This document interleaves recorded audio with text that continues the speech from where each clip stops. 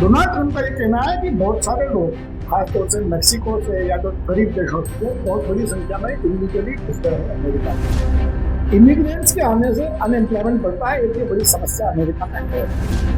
Donald Trump के खुद के दादा 100 साल पहले जर्मनी से माइग्रेट होते थे, वो अब इमिग्रेंट के खिलाफ। कमला हैरिस जो डेमोक्रेटिक पार्टी थी, उनकी माता जी भी इंडियन थी। जिसको हम लैटिन अमेरिका या साउथ सेंट्रल या साउथ अमेरिका कहते हैं, वो ज़्यादा विकसित था उस समय। 25% Indians are now supporting Republican Party. भारतीय लोग जो वहाँ पे फंस गए, वो सीधे राजनीति में इंटरेस्ट लेने लगे कि अभी तक किसी को नहीं मालूम है कि किसके पक्ष में हवा है। खाते की टक्कर है, इसमें कोई शक नहीं है।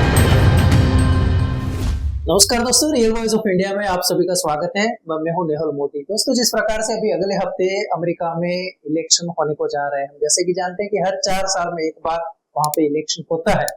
इस बार अगर देखा जाए तो जिस प्रकार से एक और डेमोक्रेटिक पार्टी है, एक और रिपब्लिकन पार्टी है, पर इस दोनों के बीच जो सबसे ज्यादा मुद्दे हैं वो है इमिग्रेंट्स को लेके, इमिग्रेंट्स की पॉलिसी क्या है उसको लेके, और कौन कौन से ऐसे देश है जिसके जो इमिग्रेंट्स है वो अमेरिका के चुनाव में काफी असर कर सकते हैं। तो आज इस पे हम चर्चा करेंगे। तो दर्शकों, रिवॉय में आपका स्वागत है। आज चर्चा में मेरे साथ जुड़े हैं श्री वीरेंद्र पंडित जी, जो कि जाने माने अंतर्राष्ट्रीय मामलों के जानकार हैं। वीरेंद्र जी, बहुत बहुत स्वागत है आपका।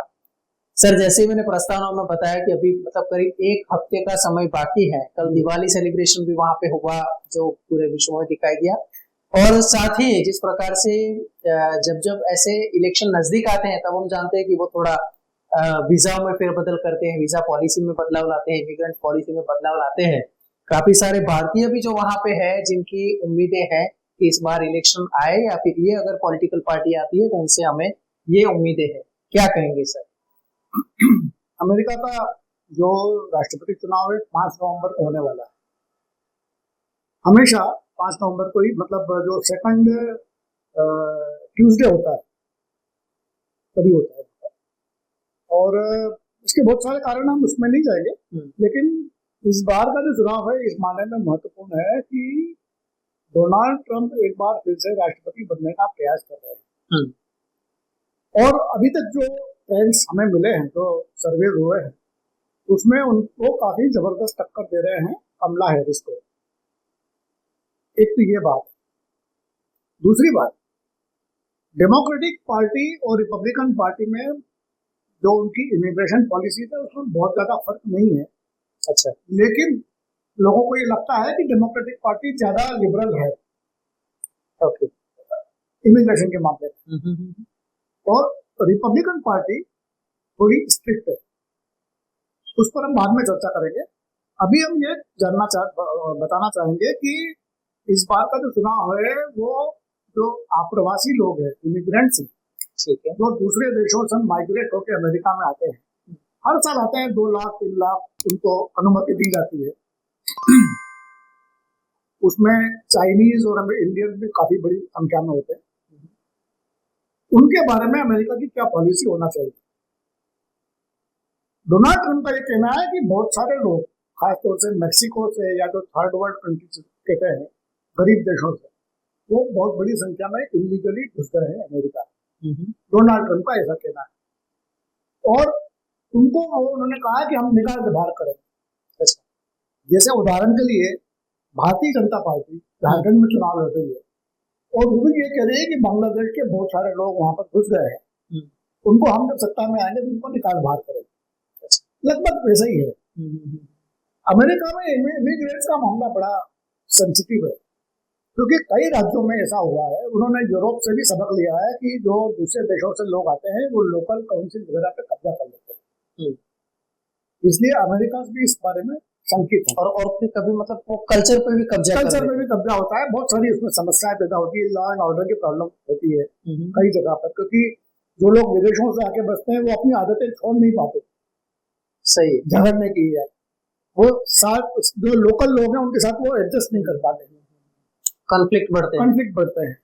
और ये बात सिर्फ थर्ड वर्ल्ड की नहीं, मेक्सिको से भी जो लोग आते हैं, या ग्वाटेमाला से, या पेरू से, मतलब साउथ अमेरिका से, लैटिन अमेरिका से जो लोग अमेरिका में, नॉर्थ अमेरिका में आते हैं, यूनाइटेड स्टेट्स में, उनके साथ भी ये समस्याएं होती है। एक बात। दूसरी बात, वो लोग कम आमदनी पर काम करने को तैयार हो जाते हैं। ओके। कम सैलरी पर।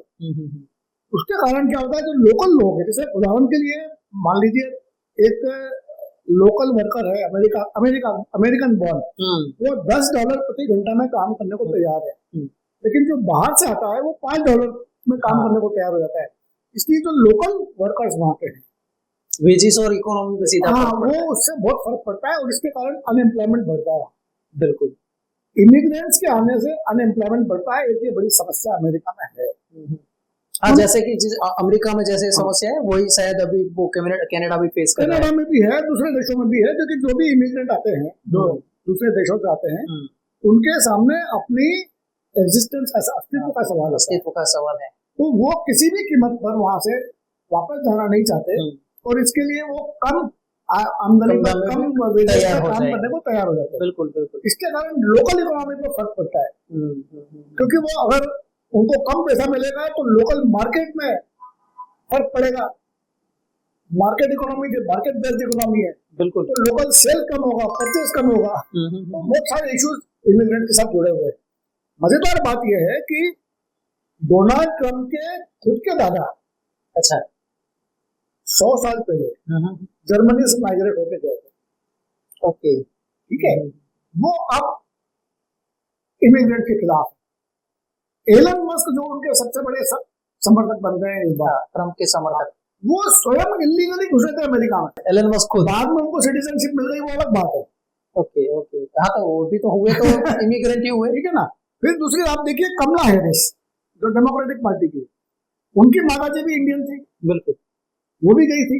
वो बाद में, तो ऐसे अमेरिका में सर कह सकते हैं अमेरिका खुद एक देश जो है पूरा अमेरिका, जिसको हम अमेरिका कहते हैं, United states of America, immigrant से बसा हुआ है। वो उसमें लगभग 90% लोग ऐसे हैं जो किसी न किसी देश से आए हैं, फर्स्ट जनरेशन वाले। शायद 16th और 7th सेंचुरी में तो ब्रिटिश या यूरोप से ज्यादा आए थे। वो first generation, second generation, third generation, sixth generation, जैसे पिछले 500 साल में वो एक तरह से कह सकते हैं कि वो इमिग्रेंट से ही बना हुआ देश है। बिल्कुल, जो वहाँ के लोकल नेटिव थे उनको रेड इंडियंस कहते थे, वो अब संख्या में बहुत कम है। इंडिजिनस पीपुल वो संख्या में बहुत कम हो गए। तो अमेरिका में इस बार जो चुनाव हो रहा है, ये इस मुद्दे पर हो रहा है। सर जैसे एक ये भी है कि कुछ जो वहाँ के प्रोविंसेस है जहाँ पे मतलब ऐसी छूट दी जाती है कि जो इलेक्टोरल वोट है वो वोटिंग कर सकते हैं, ऑनलाइन कर सकते हैं, और कुछ जैसे कि है जहाँ पे उनको खुद जाना पड़ेगा, जैसे मिसिसिपी, अलाबामा, न्यू हेमिस्फीयर। तो ये वहाँ पे मतलब वोटिंग सिस्टम की पैटर्न क्या है, इंडिया से किस प्रकार से अलग है वो?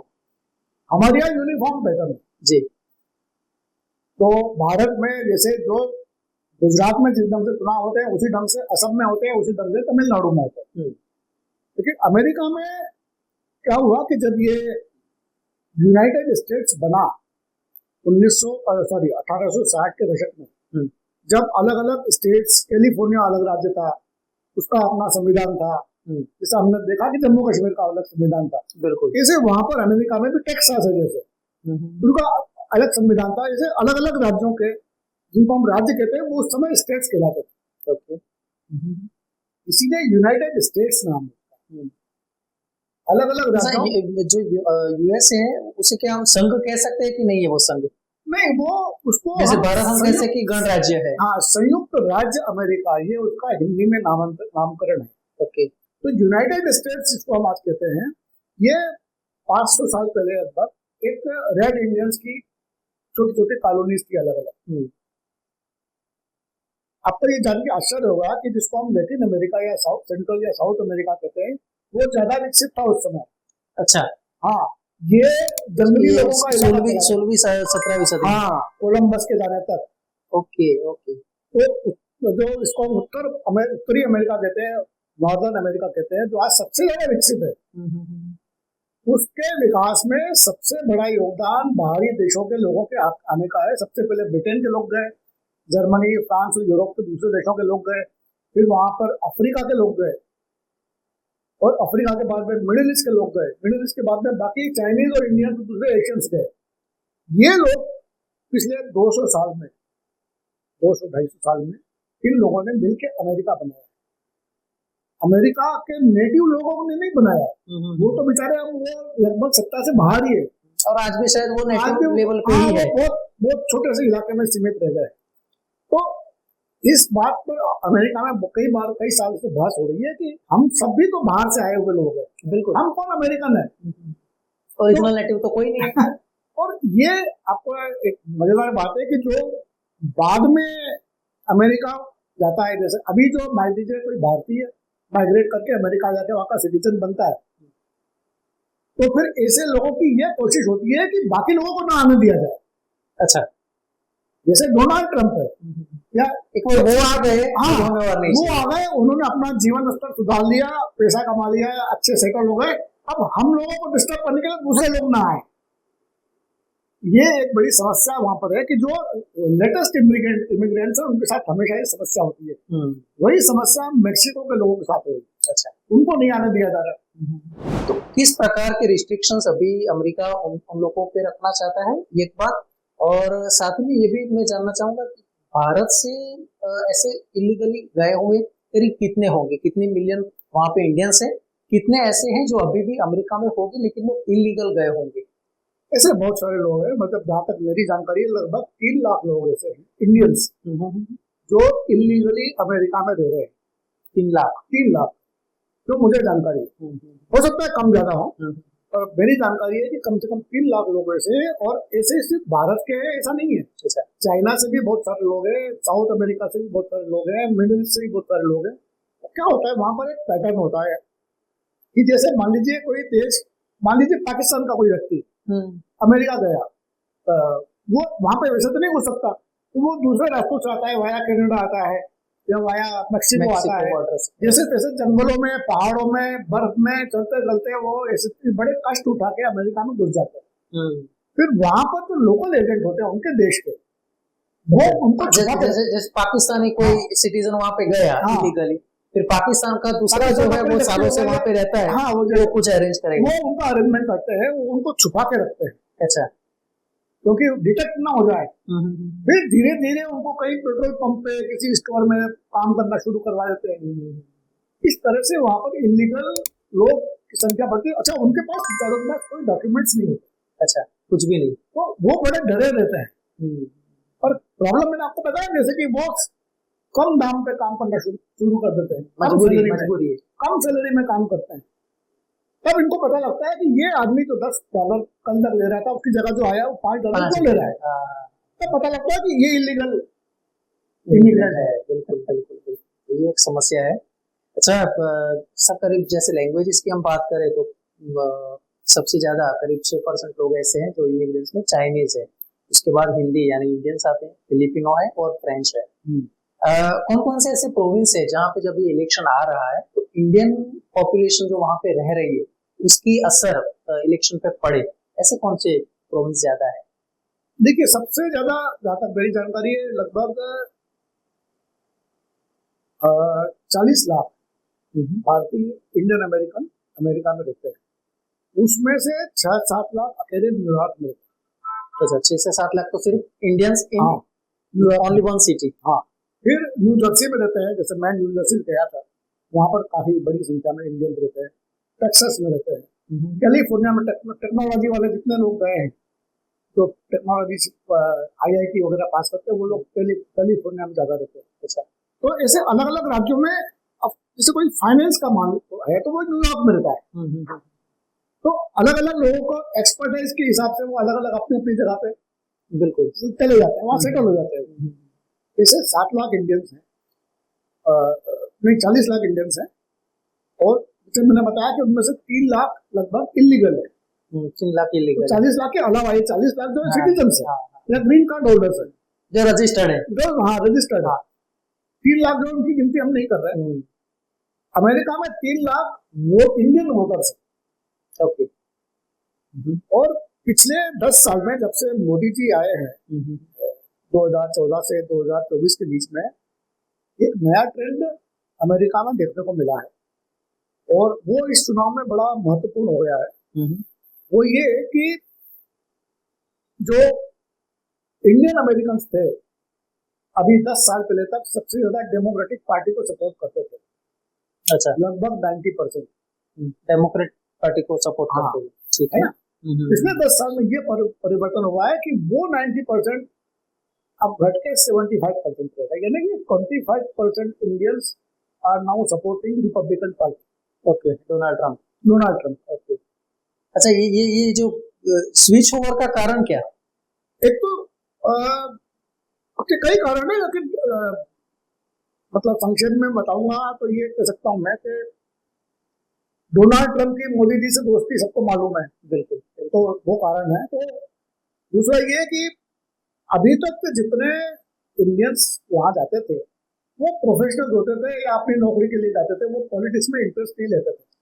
ठीक है। तो वो सोचते थे कि भाई डेमोक्रेटिक पार्टी हमारी समर्थक है, इसलिए हम उसका समर्थन करेंगे। लेकिन अब क्या हुआ है कि जो थर्ड जनरेशन या फोर्थ जनरेशन के जो इंडियंस वहां पर फंस गए वो अमेरिकन सिटीजन बन चुके हैं। ओके, बहुत सारे लोग, जैसे रामास्वामी था। बिल्कुल। तो ऐसे बहुत सारे इंडियंस वहां पर हैं जो अब डायरेक्टली पॉलिटिक्स में इंटरेस्ट लेने लगे। और जब पॉलिटिक्स में इंटरेस्ट लेने लगे तो उनको ये दो पार्टी के बीच में चुनाव करना है कि डेमोक्रेटिक पार्टी को समर्थन देना है या रिपब्लिकन को देना है। अभी भी ज्यादातर इंडियन डेमोक्रेटिक पार्टी को ही समर्थन देते हैं। अच्छा, रिपब्लिकन पार्टी को कम देते हैं। लेकिन रिपब्लिकन पार्टी का सपोर्ट बेस पिछले 10 साल में बढ़ा है। रामास्वामी जैसे हमने बताया, जो भारतीय मूल के हैं, 38-40 साल की लगभग उनकी उम्र है, वो इस ट्रेंड को बताते हैं। वो पहले राष्ट्रपति के चुनाव में उन्होंने अपने आप उम्मीदवारी घोषित की। जब डोनाल्ड ट्रम्प आ गए तो उन्होंने कहा कि मैं डोनाल्ड ट्रम्प को समर्थन दूंगा। तो लोगों को लगा था कि ये वाइस प्रेसिडेंट के लिए लड़ेंगे, लेकिन डोनाल्ड ट्रम्प ने किसी और का नाम लिया, है ना, कोई वांस है उनका नाम लिया। तो लेकिन इसका मतलब ये नहीं कि रिपब्लिकन पार्टी के पक्ष में जो एक माहौल बना था रामास्वामी के साथ वो कम हो जाएगा। अच्छा, हो सकता है अगले चुनाव में रामास्वामी और बड़ी चुनौतियों के सामने आए। जैसे डेमोक्रेटिक पार्टी में देखिए, वहां भी यही हुआ है। डेमोक्रेटिक पार्टी में अभी जो वहां चुनाव लड़ रही कमला हैरिस, उनकी माँ भी भारतीय थी। बिल्कुल, भारतीय मूल से। तो अब धीरे धीरे ये होने लगा है कि भारतीय लोग जो वहां पे फंस गए वो सीधे राजनीति में इंटरेस्ट लेने लगे। अभी तक ये होता था कि वो सपोर्ट करते थे और सपोर्टिंग रोल में सपोर्टिंग एक्टर होते थे। बिल्कुल। अब वो लीड रोल पे आ गए, लीड रोल में आ गए, सपोर्टिंग में से लीड में आ गए। ये पिछले 10 साल में ये परिवर्तन, ये चेंज हुआ है। ठीक है। और सर अभी तो कह सकते हैं कि मतलब कुछ ही दिन बाकी रहे हैं, एक सप्ताह जितना, क्योंकि 5 तारीख को तो है अभी। कल दिवाली भी सेलिब्रेशन जो बिडेन ने वहां पे की। तो क्या माहौल बन रहा है, क्या आप कहना चाहेंगे? और लगता है कि मतलब किसका पलड़ा अभी भारी लगता है, क्योंकि अभी कुछ ही दिन बाकी है और ये मतलब चेंजेस तो काफी हो रहे हैं, अब कुछ ही दिन बाकी है, तो किसका कार्ड चलेगा? खाते की टक्कर है, इसमें कोई शक नहीं है।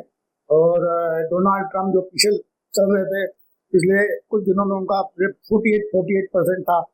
अभी ये चुनाव बड़ा अभी भी इनडिसाइसिव है इन द सेंस कि अभी तक किसी को नहीं मालूम है कि किसके पक्ष में हवा है।